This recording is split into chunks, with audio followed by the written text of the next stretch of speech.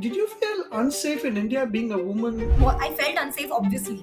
Uber, Ola, whatever, is it safe? Until and unless something happens in the personal experience, you can never comment. At the end of the day, you know how to cook, you have to take the responsibility of the family, you have to raise kids. Find a man who doesn't start with the default assumption that it's the woman who has to compromise. And being financially independent, the same person who used to tell me कि बेटा रोटी बनाना सीख लो, now tells me कि बेटा रोटी बनाने के लिए by रख लो.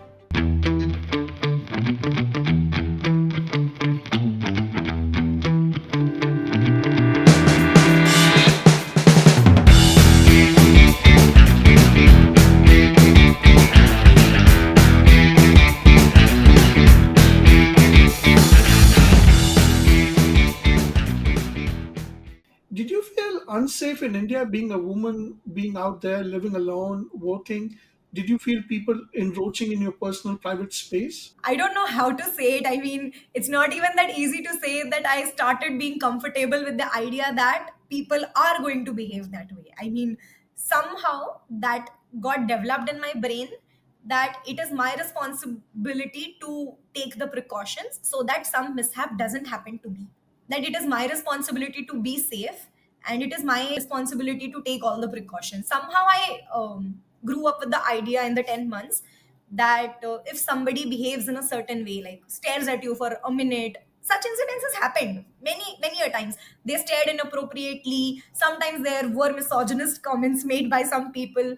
But then it's sad, but it's just that I grew past it. I mean, I accepted it and I thought that you can't change the world, you can't change the system in a month. With a certain time of period, I understood that what are the areas, what is the time, how I can be more safe, what are the measures that I can take. Walking alone 4 or 5 a.m. in the morning to the railway station, if you couldn't find an auto or Uber, was challenging. I felt unsafe, obviously. I just started taking routes and I just started taking options, travel options, which put me in a place where I don't have to face these situations often. I just started doing that. I learned कि कहाँ रह सकते हैं, कैसे जा सकते हैं, कहाँ खा सकते हैं, कैसे लोगों से बात करनी चाहिए. Some cues that you get.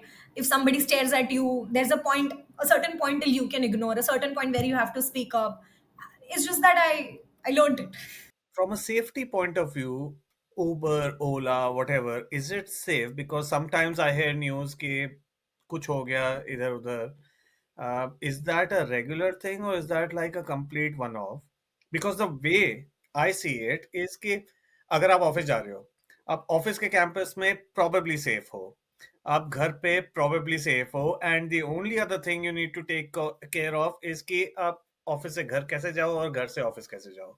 In my experience, I have felt more comfortable taking an Uber or Ola or say any other known application based service than going with a local auto because now I can't track. So if I'm in an Uber or Ola, I have the details, I can share it with friends, families, and it's very easy.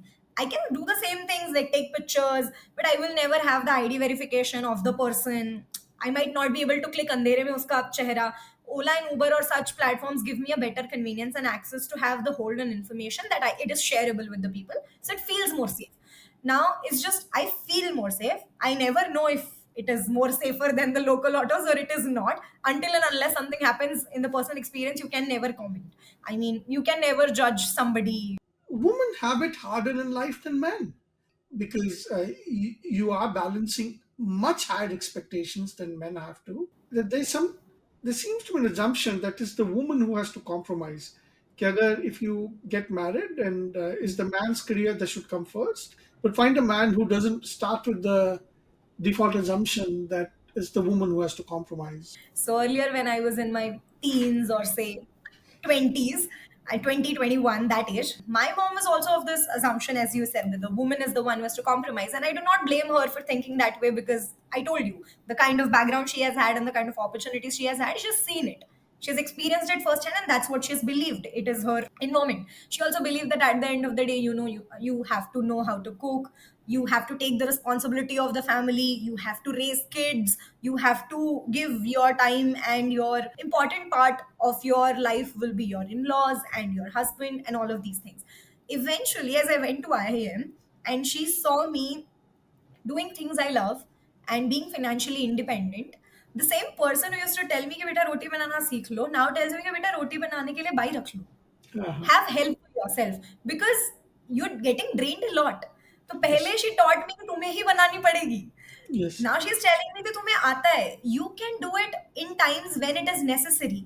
But if you can afford help and if you can get help, why not take it? So I love cooking now. I am actually the person who's like, Mom, I'll cook myself. I like the taste of my food and all of that. And she's the one that, why do you want to do so many things? Get help. And I have seen this change where they have come a long way. And now, earlier it was the case where they also thought that the guy should earn more than me, or say anybody in my cousins who were getting married, the guy should be better educated, belong to better kind of family in terms of whatever criteria they have. I've seen a shift where they have believed that no, maybe you should find a partner who better complements and will help Yes. you do things that you're already doing and you can grow